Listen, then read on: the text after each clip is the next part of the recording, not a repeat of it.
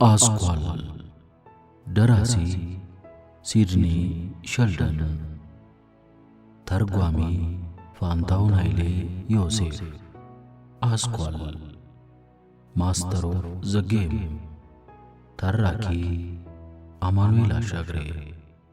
በቻግኒ ሚዲያ ተዘጋጅቶ የቀረበ ክፍል 7 ምዕራፍ 7። ከ3 ቀን በኋላ እጥርምጥን ባለችና የግላቸው በሆነች በዓል ተጋቡ። ለመጋባታቸው በምስክርነት በማስረጃነት የተገኘው ዴቪድ ብላክዌል ብቻ ነበር።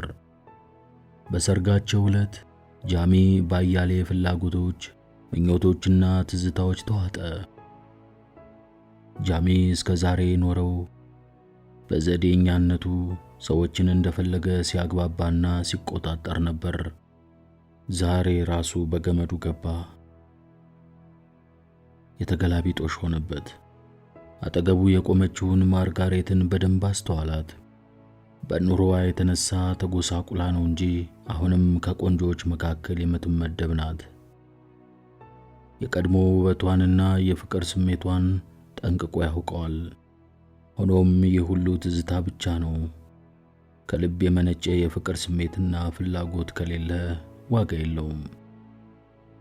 ጃሚ እንኳን ዛሬና ካሁን በፊትም ከማርጋሬት ፍቅር አልያዘውም። በአንድ ወቅት ማርጋሬትን ለእርሱና ለጓደኛው ቂም በቀል መወጣጫ በመሳሪያነት ተጠቅሞባታል። ማርጋሬት ተተኪና ወራሽ የሚሆነውን አምሳያ ልጁን አበርክታለታለች። በሰርጋቸው ዕለት ወደ ቤተ ክርስቲያን ሄደው ነበርና የቤተ ክርስቲያኑ አለቃ በቃል ኪዳን እንዲተሳሰሩ አስፈላጊውን ስነ ስርዓት ሁሉ ፈጸመላቸው።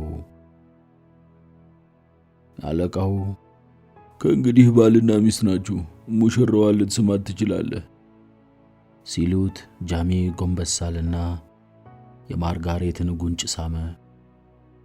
በቤተ ክርስቲያን ሊፈጸም የሚገባው ስነ ስርዓት ከተጠናቀቀ በኋላ ጃሚ ወደ ቤታችን እንሂድ አለ። ልጃቸው በቤት ውስጥ ይጠብቃቸው ነበር። ከቤተ ክርስቲያን ተመልሰው ቤታቸው እንደደረሱ ጃሚ በአንድ ወገን ወዳለው ክፍል ማርጋሬትን ወሰዳትና ይሄ የአንቺ መኝታ ክፍል ነው በማለት አሳያት። ገባኝ አለችው። የቤቱን ሥራ የምታከናውን ሌላ የቤት ሰራተኛ ቀጥራለሁ። ሚስት አሊ የጃሚ ሞግዚት በመሆን ስራዋ ላይ እርሱን መንከባከብ ብቻ ይሆናል። አንቺ ችግር ሲያጋጥምሽና የምትፈልጊው ነገር ሲኖር ለዴቪድ ብላክዌል ንገሪው አላት። ማርጋሬት ይህንን ስትሰማ ያታለላት መሆኑን ተረድታ እርሷን የሚያያት እንደ ሚስት ሳይሆን እንደ ገረዱ መሆኑን በመገመት ተበሳጨች። ይሄ አሳሳቢ ነገር አይደለም፣ ዋናው ቁም ነገር ልጄ ስምና አባት ማግኘቱ ነው። ይሄ ለኔ በቂ ነው በማለት ራሷን ከንዴት በማንጻት ሐሳቡን ተቀበለች። በዚያን ዕለት ማታ ማርጋሬት ራት አብረው እንዲበሉ ስትጠብቀው ብታመሽም ጃሚ አልመጣም። በመጨረሻ ራቷን ብቻዋን ተመገበች። በዚያች ምሽት አልጋዋ ላይ ጋደም በማለት በቤቱ ውስጥ የሚሰማውን እያንዳንዱን ኮሽታ ስታዳምጥ እስከ ሌሊቱ 10 ሰዓት ድረስ ቆይታ ተኛች። በመጨረሻ ታስብ የነበረው ጃሚ ከማዳም ኤግነስ መጠጥ ቤት የትኛዋን ሴተኛ ዳሪ አፍቅሮ ይሆን፣ የቷን መርጦ ይሆን እያለች ነበር። ማርጋሬት ከጃሚ ጋር ያላት ግንኙነት ባይለወጥም በክሊፕ ድሪፍት ነዋሪ የሆኑ ሰዎች በእርሷ ላይ ያላቸው አመለካከት በአንድ ጊዜ ተአምራዊ ለውጥ አሳየ። የዚያች ከተማ ነዋሪዎች ጠልተዋትና ዓይንሽን ላፈር ብለዋት እንዳልነበረ ሁሉ ማርጋሬት በአጭር ጊዜ ውስጥ የህብረተሰቡ ቁንጮ ሆነች። ይህ ሊሆን የቻለው ከክሊፕ ድሪፍት ከተማ ነዋሪዎች መካከል አብዛኞቹ በቀጥታም ሆነ በተዘዋዋሪ ኑሯቸው ከጃሚ ማክግሪጎርና ከክሩገር ብረንት ሊሚትድ ጋር የተያዘ በመሆኑ ማርጋሬት ለጃሚ ጥሩ ከሆነች ለእኛም ጥሩ ትሆናለች በሚል አስተሳሰብ ጭምር ነበር። በአሁኑ ጊዜ ማርጋሬት ልጇን ይዛ ሽርሽር ስትወጣ የከተማው ነዋሪ በፈገግታ ይቀበሏታል። በአክብሮት የሁሉንም ነገር ቅድሚያ ይሰጧታል። መንገድ ይለቁላታል፣ ሰላምታ ያሽጎደጉዱላታል። በየጊዜው ከየቦታው የሻይ የምሳና የራት ግብዣ ጥሪዎች ይደርሷታል። ከዚህ አልፈው የኮሚቴ የማህበርና የድርጅት የበላይ ጠባቂና ፕሬዝዳንት እያደረጉ ይመርጧት ጀምረዋል። ማርጋሬት ጸጉሯን ዛሬ በተለየ ሁኔታ ስትሰራ አያሌ የከተማዋ ሴቶች እንደርሷ ይሰራሉ። ለምሳሌ ማርጋሬት አዲስ ቢጫ ቀሚስ ከገዛች ቢጫ ቀሚስ በከተማው ውስጥ ተወዳጅ ይሆንና ሴቶቹ በሙሉ ይለቀቁበታል። ቦርሳዋ፣ ሻሿ፣ የጸጉሯ ላይ ጌጥ፣ የእጅና የአንገት ጌጧም እንደዚሁ።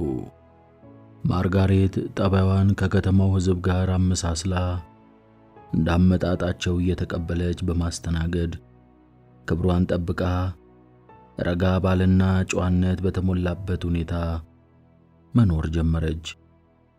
ጃሚ ወደ ቤቱ የሚመጣው ልጁ ሲናፍቀው ከልጁ ጋር በመጫወት ጊዜውን ለማሳለፍ ብቻ ነው።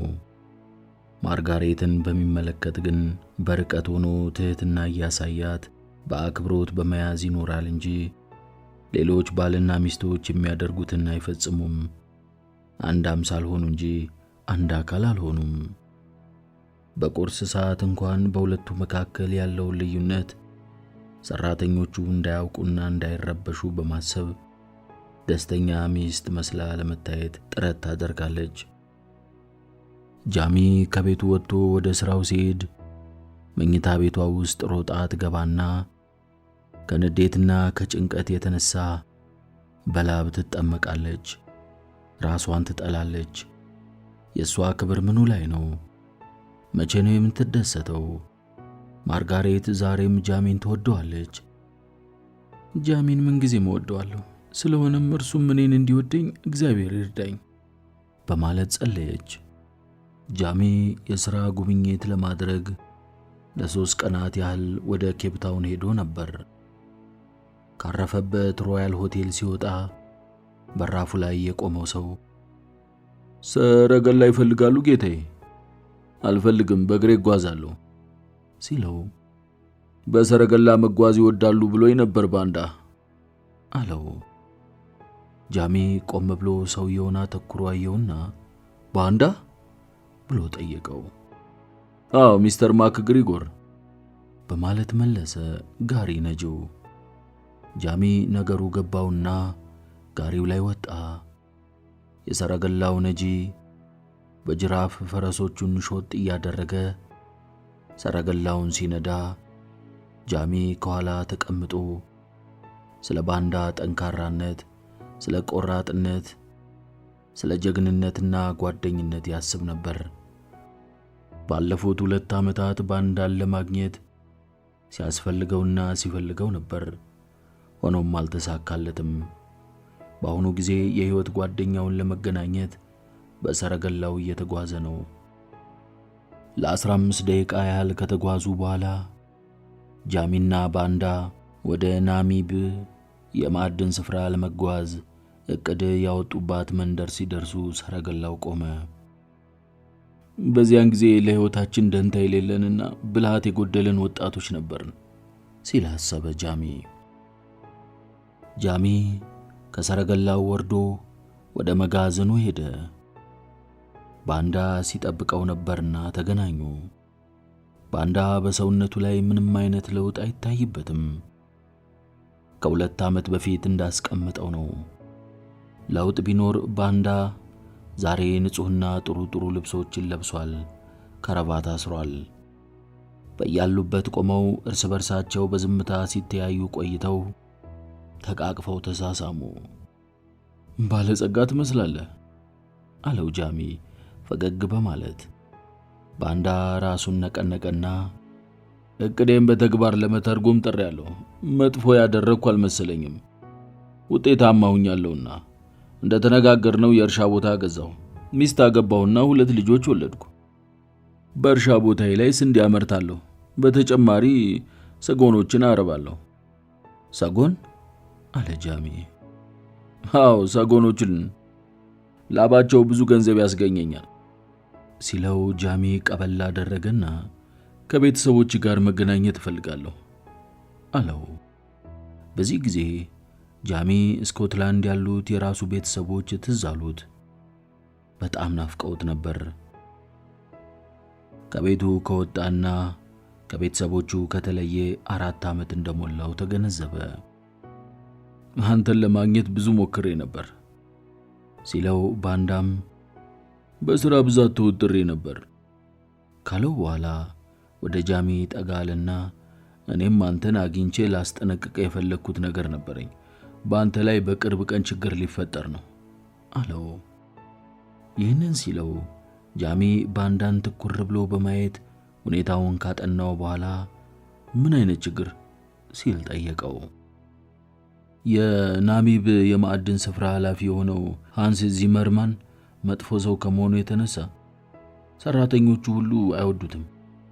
በእርሱ ምክንያት በቅርብ ቀን የሥራ ማቆም አድማ ለማድረግ እየተመካከሩ ነው።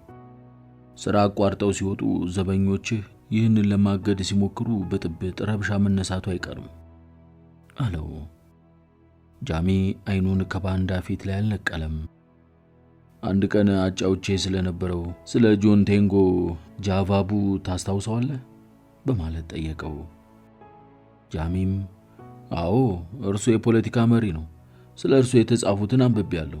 ከፍተኛ ቅስቀሳ እያካሄደ ረብሻና ብጥበጣ የሚፈጥር ሰው ነው በማለት መለሰለት። ባንዳም እኔ ከእርሱ ተከታዮች መካከል አንደኛው ነኝ አለው። ጃሚ ራሱን ካወዛወዘ በኋላ ገባኝ፣ መደረግ የሚገባውን አድርጋለሁ በማለት ቃል ገባ። ጥሩ ነው፣ በአሁኑ ጊዜ አንተ ታዋቂ ሰው ሆናል፣ በዚህም ተደስቻለሁ አለው ባንዳ። ጃሚም አመሰግናለሁ ባንዳ ሲለው ባንዳ ንግግሩን በመቀጠል የደስደስ ያለው ልጅ ወልደሃል አለው። ጃሚ በባንዳ አባባል መገረሙን ሳይደብቅ እንዴት ልታውቅ ቻልክ ሲል ጠየቀው። የጓደኞቼን የተደበቀ ፍላጎት ተከታትዬ ማወቅ እወዳለሁ ካለው በኋላ ባንዳ ተነስቶ ቆመና የማልቀርበት ስብሰባ ስላለኝ መሄዴ ነው። በናቢብ የተፈጠሩ ችግሮች ሁሉ መፍትሄ እንደሚያገኙና እንደሚስተካከሉ ነግራቸዋለሁ ሲለው ጃሚም ነገሮችን በጥብቅ እከታተላቸዋለሁ በማለት ግዙፉን አፍሪካዊ ተከትሎት ወደ በሩ ሄደ።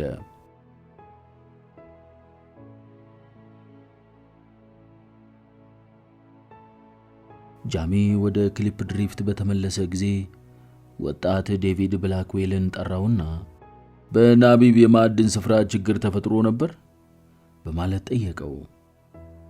አልተፈጠረም ሚስተር ማክግሪጎር ካለ በኋላ አመነታ። ብቻ ብጥብጥ ይነሳል እየተባለ በአካባቢው በሰፊው ሲወራ ሰምቻለሁ። እዚያ በዋና ተቆጣጣሪነት ስለሚሰራው ስለ ሃንስ ዚመርማን ሁኔታ እስኪ ማጣራት ይኖርብናል። እርሱ ሰራተኞቹን የሚያበሳጫቸው ከሆነና አስተዳደሩም ትክክል ካልሆነ ከዚህ ተግባሩ እንዲቆጠብ አድርግ። አንተ በግልጽ ተገኝተህ ሁኔታውን እልባት እንድትሰጠው ፈልጋለሁ። እሺ፣ በሌሊት ተነስቼ ወደዚያው ሄዳለሁ በማለት ትዕዛዙን ተቀበለ። ዴቪድ ናቢብ ከደረሰ በኋላ ሁኔታውን ለማጥናት ሲል ከ2 ሰዓት በላይ ከዘበኞቹና ከሰራተኞቹ ጋር ሲወያይ ቆየ። ከሰዎቹ የሰማው ሁሉ አናዶት ነበር። በቅድሚያ ማወቅ የሚገባውን ከሰዎቹ ከተረዳ በኋላ ወደ ሃንስ ዚመርማን ቢሮ ሄደ። ሃንስ ዚመርማን ግዙፍ ሰው ነው። ቁመቱ፣ ውፍረቱ፣ ክብደቱ ወዘተ። ለምሳሌ ክብደቱ 300 ፓውንድ ሲሆን የቁመቱ ርዝመት 6 ጫማ ከ6 ኢንች ነው። በመልኩ ረገድ ደግሞ ዴቪድ ብላክዌል እስከ ዛሬ ካያቸው በጣም አስቀያሚ ሰዎች አንዱ ሃንስ ዚመርማን ነው። መልከ ጥፉ ይሁን እንጂ በሥራ ረገድ ደግሞ በክሩገር ብረንት ሊሚትድ ውስጥ ከተቀጠሩትና አመርቂ ውጤት አስገኙ ተብለው ምስጋና ከሚለገሳቸው ሱፐርቫይዘሮች መካከል አንዱ እርሱ ነው። ዴቪድ ወደ ዚመርማን ቢሮ ሲገባ ተነስቶ ተቀበለውና እጆቹን ጨብጦ አንተም በማየቴ ደስ ብሎኛል፣ እንኳን ደህና መጣ። የምትመጣ መሆንህን ቀደም ብለህ ብትነግረኝ ኖሮ ጥሩ ነበር አለው። ባይነግረውም የመምጣቱ ወሬ መሰራጨቱን ዴቪድ እርግጠኛ ነበር። ቀጥሎም ውስኪ ላምጣልህ አለው። ዴቪድ አልጠጣም አመሰግናለሁ በማለት መለሰ። ዚመርማን በወንበሩ ላይ ሆኖ ወደ ኋላ እየተለጠጠ ፈገግ በማለት ምን ልርዳህ? ምን እንድተባበር ትፈልጋለህ?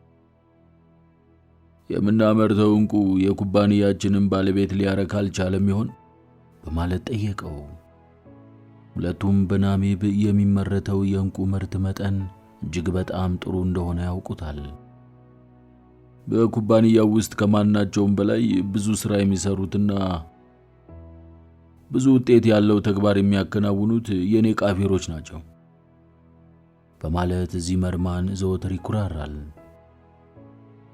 እዚህ ስላሉት አንዳንድ ቅሬታዎች አቤቱታ ደርሶናል አለው ዴቪድ። በዚመርማን ፊት ላይ ይታይ የነበረው የደስታ ስሜት ተገፈፈ። ምን አይነት አቤቱታ ሲል ጠየቀው።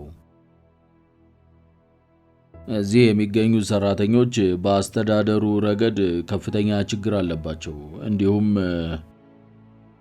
ዴቪድ ንግግሩን ሳይጨርስ ዚመርማን እምር ብሎ ከመቀመጫው ተነስቶ ቆመ። በሁኔታው ስለተናደደ ፊቱ ደም መሰለ። እነዚህ ሰዎች አይደሉም ቃፊሮች ናቸው። እናንተ በዋናው መስሪያ ቤት ተቀምጣችሁ እንደምትገምቱት አይደለም። እዚህ ንግግሩን ሊቀጥል ሲል ዴቪድ አቋረጠውና እኔ ምነግርህን አዳምጠኝ ካለው በኋላ አያይዞም በኩባንያው ውስጥ በሌሎች የማዕድን ማውጫ ቦታዎች ከሚመረተው ዕንቁ ይልቅ ብዛት ያለው ዕንቁ በማምረት ረገድ እኔን የሚስተካከል የለም። ይህንን ብዛትና ጥራት ያለው ምርት እንዲያመርቱ ላደርግ የቻልኩት እንዴት እንደሆነ ታውቃለህ? እግዚአብሔርን እንዲፈሩ ምርታቸውን እንዲያመርቱና ያለ መልገም የተጣለባቸውን የሥራ ድርሻ እንዲወጡ በማድረጌ ነው አለው። በሌሎች የማዕድን ቦታዎችን ለማዕድን ቆፋሪዎች በወር 59 ሺሊንግ የሚከፈላቸው ሲሆን በተጨማሪም ለኑሯቸው የሚያስፈልጉ ነገሮች ሁሉ እንዲሟሉላቸው ይደረጋል። አንተ ግን ተጨማሪ ነገሮችን ማሟላት ቀርቶ ይባስ ብለህ በወር 50 ሺሊንግ ብቻ ነው የምትከፍላቸው። አሰራር ስህተት ነው ብላችሁ የምትወነጅሉኝ ኩባንያው ለእያንዳንዱ ሰራተኛ ሊከፍለው የነበረውን ወጪ እንዲቀርለት እንዳይበዛበት ስላደረኩኝ ነው። መታየት ያለበት ትርፍ ማስገኘቱ እኮ ነው። ጃሚ ማክግሪጎር ይህንን ድርጊት አይፈልገውም። ስለሆነም ደሞዛቸውን አስተካክልላቸው፣ አሳድግላቸው፣ በተጨማሪም ሊሟላላቸው የሚገባውን በሙሉ አሟላላቸው አለው። ዚመርማን እሺ ምን ችግር፣ የባለቤቱ ገንዘብ ነው የሚወጣው አለ ኩርፊያ በተሞላበት አነጋገር። እዚህ በብዙ ሰዎች ላይ ግርፋት እንደሚፈጸምና 3 ሰዎችም እንደሞቱ ሰምቻለሁ ሲለው ዚመርማን መደንፋት እየቃጠው የዚህ ሀገር ተወላጅ የሆኑትን ሰዎች በመግረፍ ልትጎዷቸው አትችልም። ቆዳቸው በጣም ጠንካራ በመሆኑ ግርፋቱ ምንም አይሰማቸውም። ማስፈራሪያ ብቻ ነው አለው። ዴቪድ ይሄ ሰው ጨካኝ አውሬ ነው፣ በጣም አደገኛ ነው፣ ያስታውቃል ሲል አሰበ። ግዙፉን ሱፐርቫይዘር ቀና ብሎ እያየው ካሁን በኋላ በሰራተኞቹና በአንተ መካከል አንድ አይነት ያለመግባባት ቢፈጠር አንተን አንስተን የኃላፊነት ቦታውን ለሌላ ሰራተኛ የምንተካበት መሆኑን እንድታውቀው በማለት ካስጠነቀቀው በኋላ ተነስቶ ቆም አለና ከዛሬ ጀምሮ ሰራተኞቹን እንደማንኛውም ሰብአዊ ፍጥር ስብዕናቸውን ልትጠብቅላቸውና በጥሩ ሁኔታ ተቀብለ ችግራቸውን ለመፍታት እየሞከርክ ማስተዳደር ይኖርብሃል። በሰራተኞቹ ላይ ይሰነዘሩ የነበሩት ቅጣቶች በአስቸኳይ መቆም አለባቸው። የመኖሪያ ሰፈራቸውንም ተዟዙሬ ተመልክቼዋለሁ። እጅግ የቆሸሸ ከመሆኑ የተነሳ ለጤናቸውም አስጊ ሆኖ አግኝቼዋለሁ። በአስቸኳይ ልታጸዱላቸው ይገባል አለው። ዚመርማን ንዴቱን ለመቆጣጠር እየታገለ በዴቪድ ላይ ሲያፈጥ ቆየና በመጨረሻ ሌላ የምትጨምረው ነገር አለ ሲል ጠየቀው። አዎ፣ ከ3 ወር በኋላ ተመልሼ እመጣለሁ። የሰጠሁት መመሪያ ሳይፈጸም ከቀረና በማየው ሁሉ ካረካው ይህንን ስራ ለቀህ ሌላ ስራ እንድትፈልግ ይደረጋል። መልካም ቀን አለውና ወጥቶ ሄደ።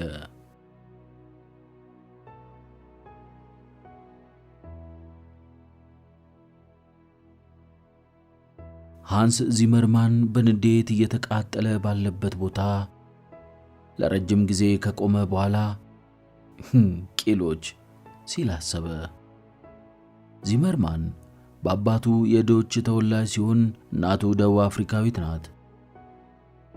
የደቡብ አፍሪካ መሬት በመሬቷ ውስጥና በላዩ ላይ የሚገኘው ሀብት ሁሉ የደቡብ አፍሪካ ተወላጆች ንብረት ነው። ሆኖም ጥቁሮች በሀገራቸው ሀብት በመጠቀም ፋንታ ለነጮች አገልጋይ እንዲሆኑ የተፈጠሩት አለ ጨካኝና አስተሳሰበ ደካማው ዚመርማን። አያይዞም ጃሚ ማክግሪጎር ያልተረዳው ይሄንን ነው። ሆኖም ከመጤዎቹ ምን ትጠብቃለህ? ግን የውጭ ሀገር ሰው ሆኖ የሀገሬውን ተወላጅ የሚወድ ሰው ሲያጋጥምህ ምን ታደርጋለህ? ዚመርማን ለወደፊቱ ይበልጥ ጥንቃቄ ማድረግ እንዳለበት አወቀ። በአንጻሩ በናቤብ ያለው ኃላፊ ማን እንደሆነ የራሱን ማንነት ለማሳወቅ ጣረ። ክሩገር ብረንት ሊሚትድ ጥሩ ትርፍ የሚያስገኝ በመሆኑ በየጊዜው እየተስፋፋ ነው። ከደቡብ አፍሪካ ውጪ ቅርንጫፎችን መክፈትና ሌሎች ድርጅቶችን ማቋቋም አስፈላጊ መሆኑን ጃሚ ስላመነበት ወደ ውጪ ሀገር በመሄድ ይዋዋልና በስምምነት ይፈራረም ጀመር። ካናዳ በመሄድ የወረቀት ፋብሪካ እንዲሁም በአውስትራሊያ የመርከብ ፋብሪካ ገዛ። ቤት ውስጥ በሚቆይባቸው ቀናት ጊዜውን የሚያሳልፈው ከልጁ ከጃሚ ጋር ነው። ጃሚ በየቀኑ ይበልጥ አባቱን እየመሰለ ሄደ። ልጁ እርሱን በመምሰሉ እርሱን የመሰለ ልጅ በመውለዱ ከመጠን በላይ ደስታና ኩራት ተሰማው። ረጅም ጉዞ በሚያደርግበት ጊዜ ልጁን ይዞ ለመጓዝ ይፈልጋል። ሆኖም ማርጋሬት ልጁን ይዞ እንዲሄድ አትፈቅድለትም። ሕፃን ልጅ ስለሆነ ረጅም ጉዞ ለመጓዝ አይችልም። እድሜውን ጨምሮ ጉዞ ለማድረግ ሲደርስ አብሮ ይሄዳል። አብሮ ሊሄድ ይችላል። ከእርሱ ላለመለየት ከፈለግ እዚሁ አብረ መሆንና ማጫወትና መጫወት ትችላለህ ትለዋለች። የልጁ የመጀመሪያ ዓመት የልደት በዓል የተከበረው ጃሚ ሳያውቅ ነው። ሁለተኛውም እንደዚሁ። ጊዜው እንዴት ይሮጣል በማለት ጃሚ ተደነቀ። ዓመተ ምሕረቱ እንደ አውሮፓውያን አቆጣጠር በ1887 ነበር። ለጃሚ ያጠሩት ያለፉት 2 ዓመታት በኑሮዋ ላይ በደረሰባት ሁኔታ ለመረጋጋት በጣም ረዝሞባት ነበር። ጃሚ በሳምንት አንድ ጊዜ እንግዶቹን ቤት ውስጥ ራት ይጋብዛል። በዚህ ወቅት ማርጋሬት በጣም የተመሰገነች እንግዳ ተቀባይና አስተናጋጁ ነበረች። ብዙዎቹ ሰዎች ቀልና ጨዋታ አዋቂ ብልህ ሴት እንደሆነች በማረጋገጥ ከእርሷ ጋር ለመነጋገር ከፍተኛ ፍላጎት እንዳላቸው ይገልጻሉ። አያሌ ሰዎችን በቁንጅናዋ በአቀራረቧና በአነጋገሯ እንደማረከች ታውቃለች።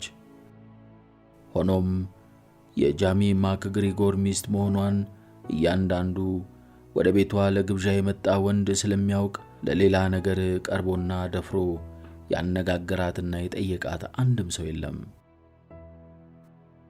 ዘወትር ከግብዣ በኋላ የመጨረሻው ተጋባዥ ሰው ቤቱን ለቆ እንደወጣ ማርጋሬት ጃሚን ምሽቱ እንዴት ነበር? በጥሩ ሁኔታ አሳለፍከው? በማለት ጠይቀዋለች። ጃሚ ዘወትር የሚሰጣት መልስ ተመሳሳይ ነው። ይሄውም ደህና ነበር፣ ደህና ደሪ የሚል ሲሆን ሁልጊዜ ይህንን ተናግሯት እዚያው ትቷት ወጥቶ ልጁን ለማየት ጃሚ ወዳለበት ክፍል ይሄዳል። ልጁን ለጥቂት ደቂቃዎች ካየ በኋላ ወደ መጠጥ ቤት ለመሄድ የቤቱን በር ዘግቶ ሲወጣ ማርጋሬት ተስማማች። ማርጋሬት ማታ ማታ አልጋዋ ላይ ጋደም ትልና ስለ ኑሮዋ ታንሰላስላለች። በከተማው ውስጥ ያሉ ሴቶች በእርሷ ላይ ከፍተኛ ቅናት እንደሚያድርባቸው ታውቃለች። ሆኖም በእርሷ ኑሮ ምንም የሚያስቀና ነገር እንደሌለ ስትገነዘበው ከመበሳጨቷ የተነሳ ኃይለኛ የራስ ምታትን ያማታል። ለአንድ እንግዳ ሰው ሊደረግ የሚገባውን የፍቅር አቅርቦት ያህል ከማያቀርባትና ከማያስደስታት ባል ጋር በምትኖር ሴት ይቀናል። አንድ ቀን ጠዋት ቁርስ በምንበላበት ወቅት በጎድጓዳ ሳህን ሰርቼ የማቀርብለትን የአጃ ቁርስ ከስኮትላንድ ያስመጣ ነው አጃ ነው። በራሱ ላይ ብንገለባበት ምን አባቱ ይሆናል አለች ለራሷ። ቆይታም ይህንን በማድረግ ባለችበት ጊዜ ስለሚሰማው ስሜት፣ በፊቱ ስለሚታየው ሁኔታ፣ በንዴት ስለሚሰማው ድምፅ አሰበችና ነገሩን በአይነ ህሊናዋ ካስተዋለች በኋላ ከትከት ብላ ሳቀች። ጥቂት ቆይቶ ሳቋ ሌላ ሐሳብ ውስጥ ወስዶ ስለከተታት እየተነፋረቀች ታለቅስ ጀመር። ካሁን በኋላ ላፈቅረው አልፈልግም፣ አላደርገውም። ማፍቀሬን አቁሜያለሁ። እንደምንም እርሱን ማፍቀሬን መተውና መርሳት አለብኝ ከመሞቴ በፊት አለች።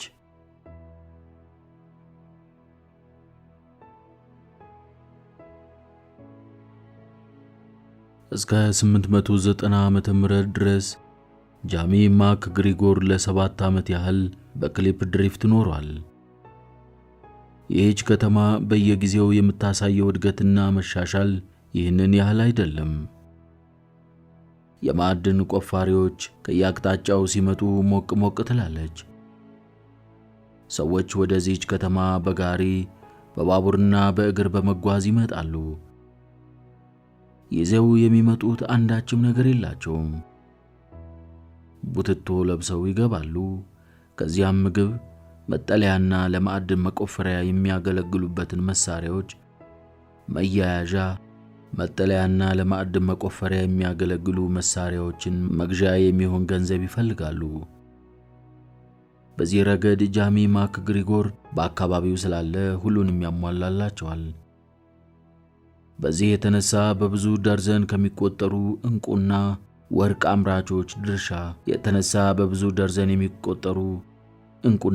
አምራቾች ድርሻቸው ስላለው ብዙ ሀብት ካካበቱም ሌላ ታማኝነቱ ጥሩ ስም ስለማይሆን ዝናን ሊያተርፉበት ይችላሉ። ዝናው ስለተናኘ አንድ ቀን በጠዋት የዲ ቢሪስ ኩባንያ ወኪልና ጠበቃ የጉብኝት ወረቀት በእጁ ሰጠው።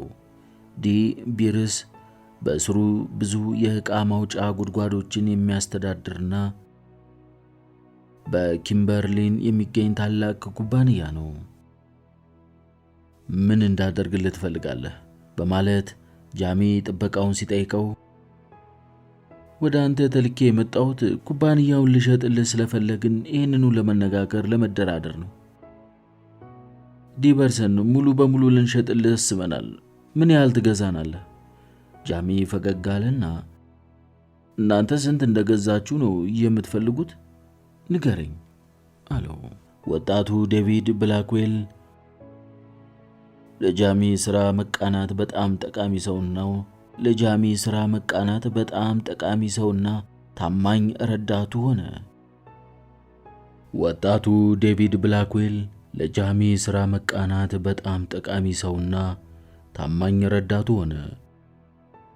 በመሆኑም ጃሚ በመጀመሪያ የእርሱ ጸሐፊ ያደረገው፣ ቀጥሎም ልዩ ረዳትና አማካሪ ያደረገው።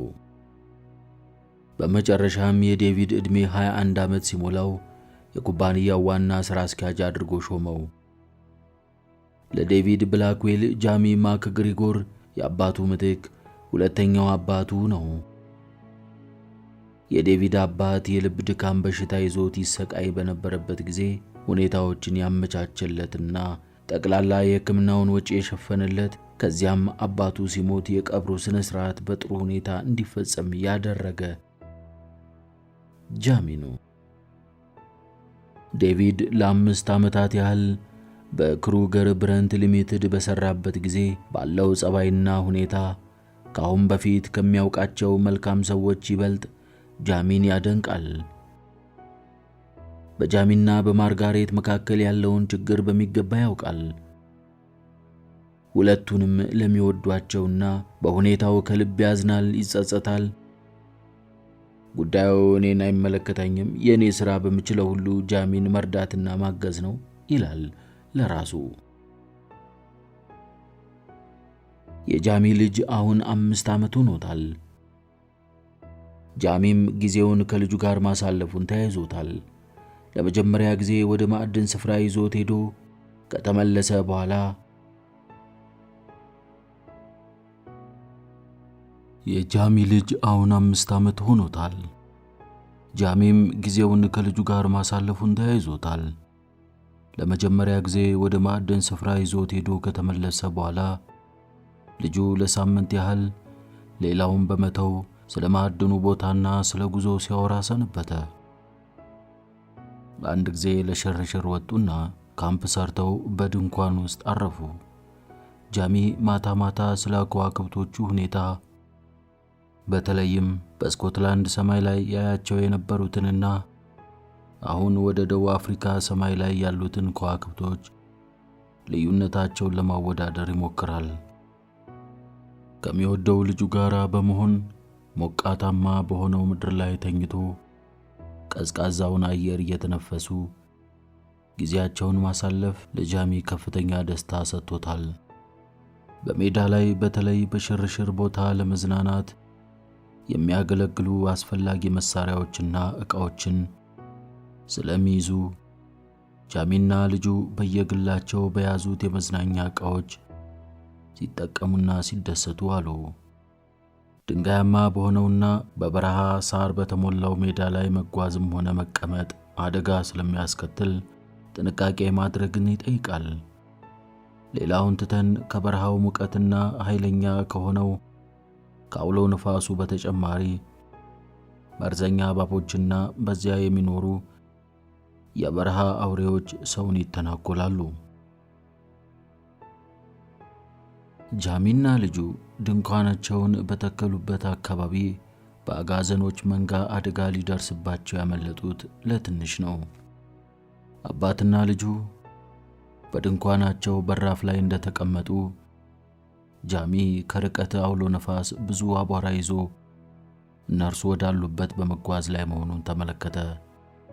በዚህ አካባቢ ያሉ ሕይወት ያላቸው ነገሮች ሁሉ መደበቂያና መሸሸጊያ በመፈለግ ላይ ናቸው። አቧራማው አውሎ ነፋስ ወደ እነርሱ በመገስገስ ላይ መሆኑን ጃሚ እንደገና ስላስተዋለ ከዚህ አካባቢ ቶሎ መሄድ አለብን፣ ድንኳኖቻችንስ በማለት ልጁ ጠየቀው። ተው ካለው በኋላ ሁለቱም ተያይዘው እየሮጡ በአካባቢው ወዳለው ኮረብታ ላይ ወጥተው ተደበቁ። አውሎ ነፋሱ ዛፎቹን እየገነደሰ ትልቅም ሆነ ትንሽ አውሬ እፊቱ ያገኘውን ሁሉ እያግበሰበሰ አየሩንም በአቧራው ጉም በማፈንና መብረቅ አቀላቅሎ በማውረድ በፍጥነት ወደፊት ይጓዛል። እንስሳት የደመነፍሳቸውን በከፍተኛ ፍጥነት መሮጥ ቢቀጥሉም ከጥቂት ጊዜ በኋላ አውሎ ነፋሱ እየደረሰ ነፍስና ስጋቸውን ይለያየዋል። አውሎ ነፋሱ ከላይ በተጠቀሰው ሁኔታ ከነፈሰ በኋላ ጋብ አለ። ጃሚ ከ3 ሰዓት በበለጠ ጊዜ ያለማቋረጥ መንፈሱን ገመተ። በጃሚ 6ኛ ዓመት የልደት በዓል ዕለት አባቱ እንዲህ አለው፣ በሚቀጥለው ሳምንት ወደ ኬፕ ታውን ወስድህና ከተማውን አሳያለሁ። ልጁም ቀበል አደረገና እናትህ መሄድ ትችላለች እናቴ አደን ማደንና መተኮስ ባትወድም ከተማዎችን መጎብኘት ግን በጣም ትወዳለች አለው። አባቱም የልጁን የራስ ፀጉር እያሻሸ እርሷ በአሁኑ ጊዜ ሥራ ስለሚበዛባት አብራን አትሄድም፣ ሁለታችን ብቻ ነን ወደ ኬፕታውን የምንሄደው ሲለው በአባቱና በእናቱ መካከል መራራቅና አለመግባባት መኖሩን ቢገምትም ስለ ሁኔታው የሚያውቀው ነገር ባለመኖሩ መንፈሱ ተረበሸ። እንደ አውሮፓውያን አቆጣጠር በ1891 በባቡር መጓዝ በደቡብ አፍሪካ በጣም ተወዳጅ የሆነበት ዓመት ነው። ይህም ሊሆን የቻለው የባቡሩ ዋጋ ርካሽ ከመሆኑም በቀር ፈጣንና ምቹ ከመሆኑም የተነሳ ነበር። ጃሚ ማክግሪጎር በልዩ ትዕዛዝ ያሰራው ባቡር 71 ጫማ ርዝማኔ ያለው ሲሆን 12 ሰዎችን የሚይዙ 4 ክፍሎች፣ አንድ ሳሎን፣ አንዳንድ ጊዜ ለጽህፈት ቤትነት ይገለገልበታል፣ የመመገቢያ ክፍል፣ ቡና ቤት፣ የተሟላ ዕቃ ያለው የምግብ ማደራጃና ማዘጋጃ ክፍል አለው። ልዩ ክፍሉ ከነሐስ የተሰራ አረግራጊ አልጋ፣ ፍራሽና ትራስ፣ ማሾና ንጹህ አየርና ብርሃን የሚያስገባ መስኮት እንዲሁም ሌሎች አስፈላጊ የሆኑ ነገሮች ሁሉ ተሟልተውለታል። ጃሚና ልጁ የተጓዙበት ይህንን በመሰለው ባቡር ብቻውን ስለነበረ ሌሎች መንገደኞችስ? ጃሚ ሳቅ አለና በዚች ባቡር የምንጓዘው መንገደኞች እኛ ብቻ ነን፣ ይህች ባቡር ያንተ ናት አለው። ሕፃን ጃሚ በባቡሯ የተጓዘው አብዛኛውን በመስኮት በኩል ሆኖ አካባቢውን በማየትና የባቡሯን የጉዞ ሁኔታ በማመዛዘን ነበር። ይህ የምታየው የአምላክ መሬት ነው። አምላክ ይህንን መሬት በተከበሩ ማዕድኖች በመሙላት ፈጥኖ ለኛ ሰጥቶናል። ሁሉም በከርሰ ምድር ውስጥ ሆነው ፈልጎና አግኝቶ የሚያወጣቸውን ይጠባበቃሉ። እስካሁን የተገኘውና በጥቅም ላይ የዋለው በጣም ጥቂቱ ሲሆን ገና መጀመሩ ነው በማለት ጃሚ ለልጁ ነገረው። ኬፕታውን ሲደርሱ ሕፃን ጃሚ በከተማው ውስጥ በተሰሩት ታላላቅ ሕንፃዎችና በሕዝቡ ብዛት ተደነቀ።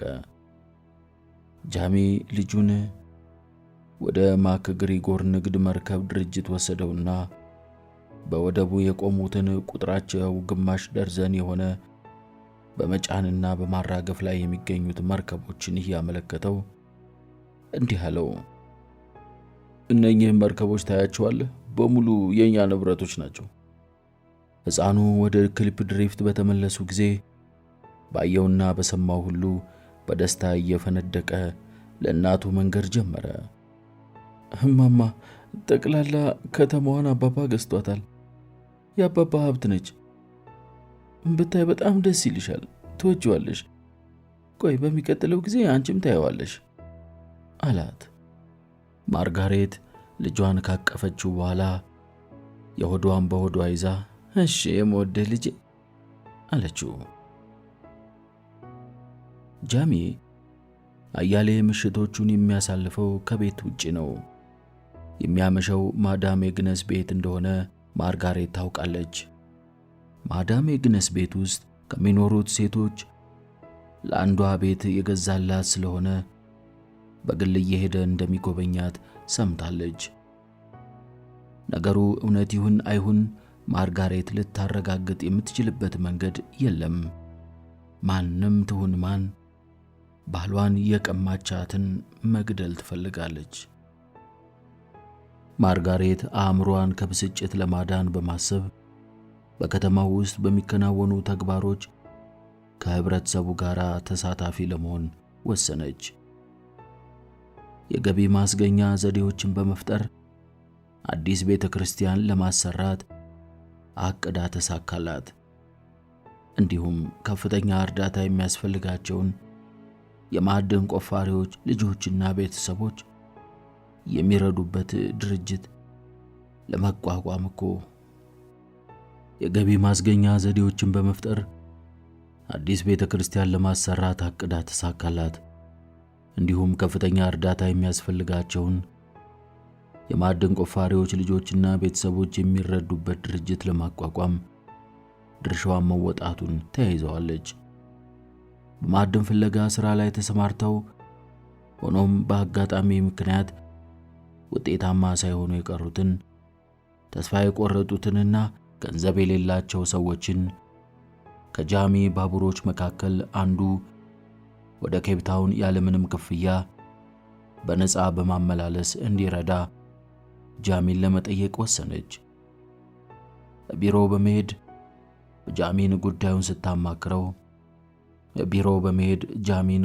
ስታማክረው አንቺ የምትጠይቅኝ ጥሩ ገቢ እንዳላገኝ ወይም ጥሩን ገንዘቤን አውጥቼ እንድጥል ነው ሴትዮ በማለት ካጉረመረመባት በኋላ በእግራቸው እንደመጡ በእግራቸው ተመልሰው ይሄዱ በማለት መለሰላት። ማርጋሬትም ሰዎቹ በእግራቸው ለመጓዝ የማይችሉ አቅመ ደካሞችና በሽተኞች ናቸው። በዚህ ሁኔታ ላይ የሚገኙት ማዕድን ቆፋሪዎች እዚሁ ከቀዩ የከተማዋ ነዋሪዎች የከተማ አስተዳደር የምግብ ልብስና መጠለያ ወጫቸውን መቻል ይኖርባቸዋል አለችው። ጃሚ ብዙ ካማረረ በኋላ ሐሳቡ ምንም የማይረባና ቂላቂሎች መፍትሄ ነው ብለው የሚያቀርቡት ሐሳብ መሆኑ ይገባኛል። ሆኖም እሺ እንዳልሽ ይሁንልሽ በማለት መለሰላት። እሷም አመሰግናለሁ ጃሚ በማለት ከቢሮ ወጣች።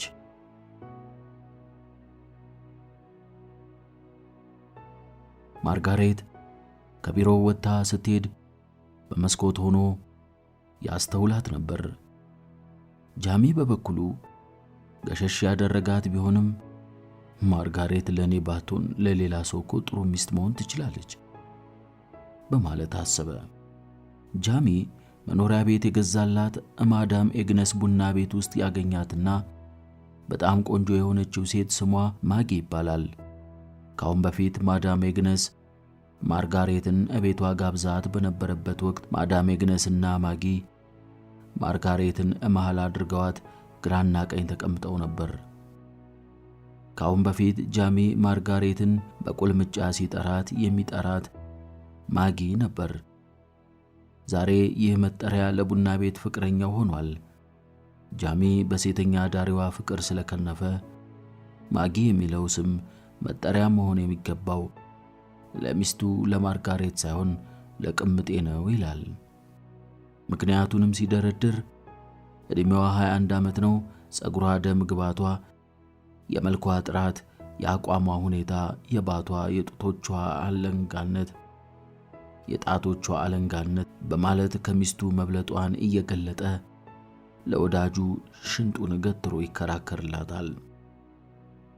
ማጊን ይዞ ለመሄድ ወይም ከመጠጥ ቤት አውጥቶ አብሮ ለማደር ከፈለገ ማዳም ኤግነስ ፈቃድ እንድትሰጣት ከፍተኛ ገንዘብ ይከፍላል።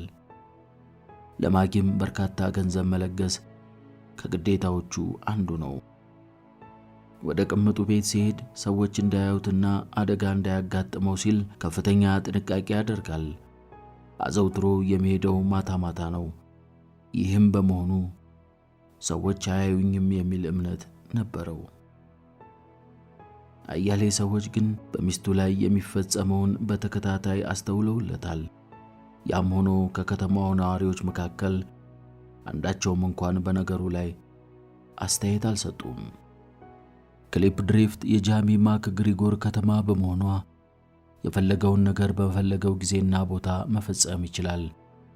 እንደ ሌሎች ቀናት ሁሉ ጃሚ በዛሬው ምሽት ከቤቱ ውጪ ደስታ አላገኘም።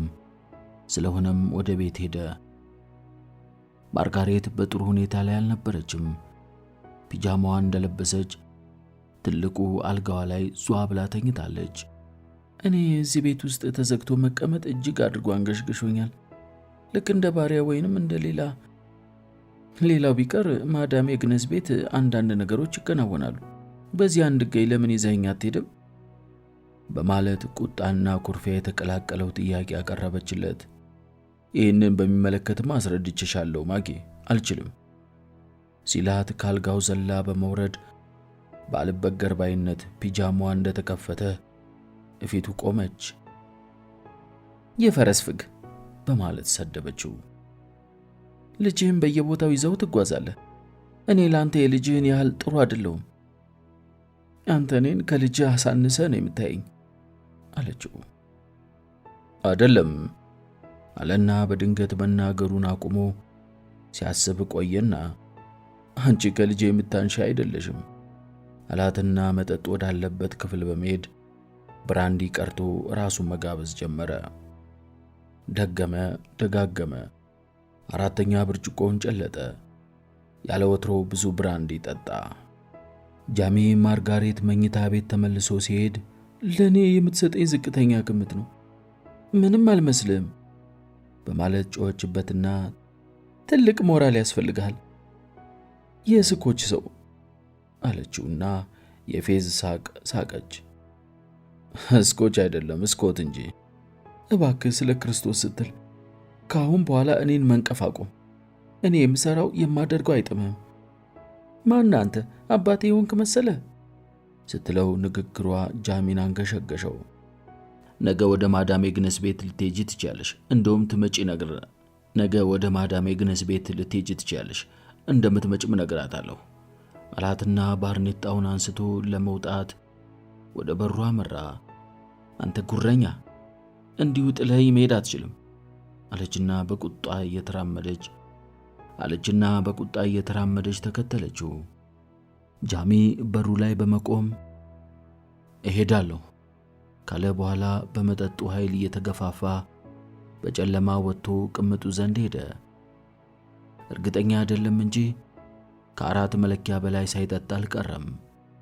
ተመልሶ ወደ ቤቱ በመጣበት ወቅት በማርጋሬት የመኝታ ክፍል በር ስር መብራት ይታያል። እንቅልፍ አልወሰዳትም።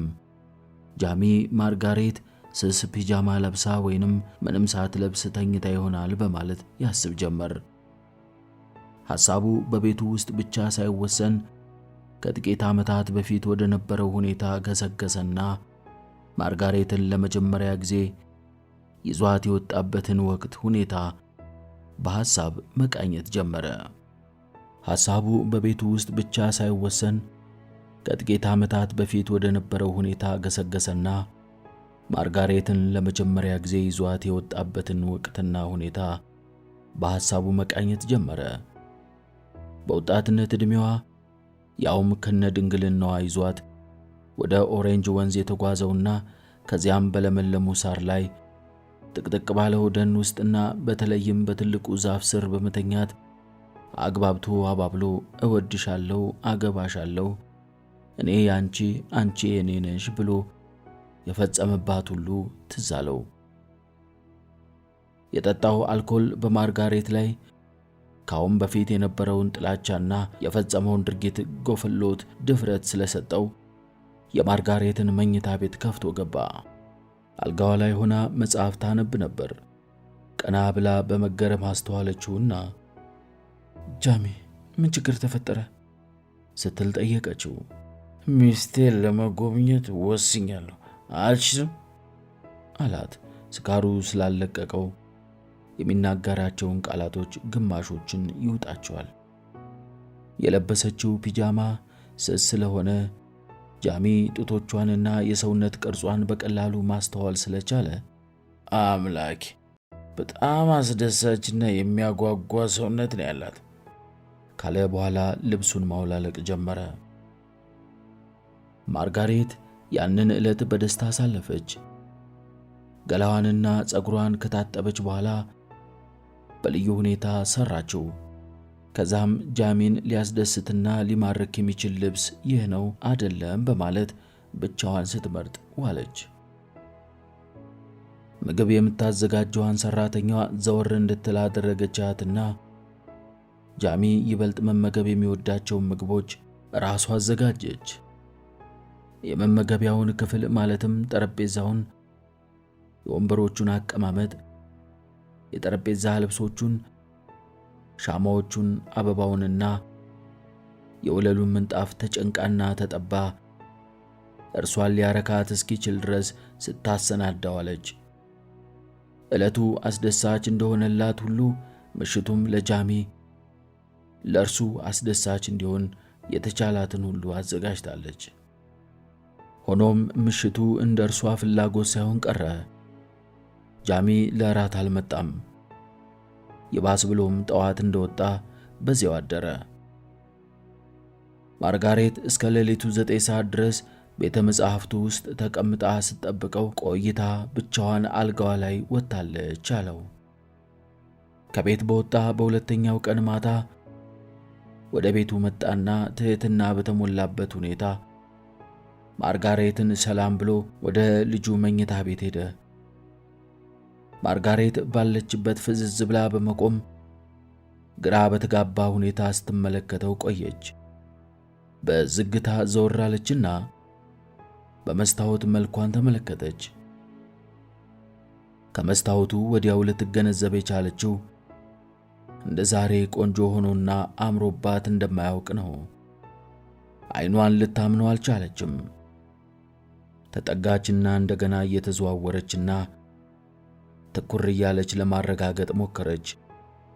ሆኖም በዓይኗ የምታየው የእርሷ ሳይሆን የሌላ የእንግዳ ሰው ገጽታና ውበት መሰላት።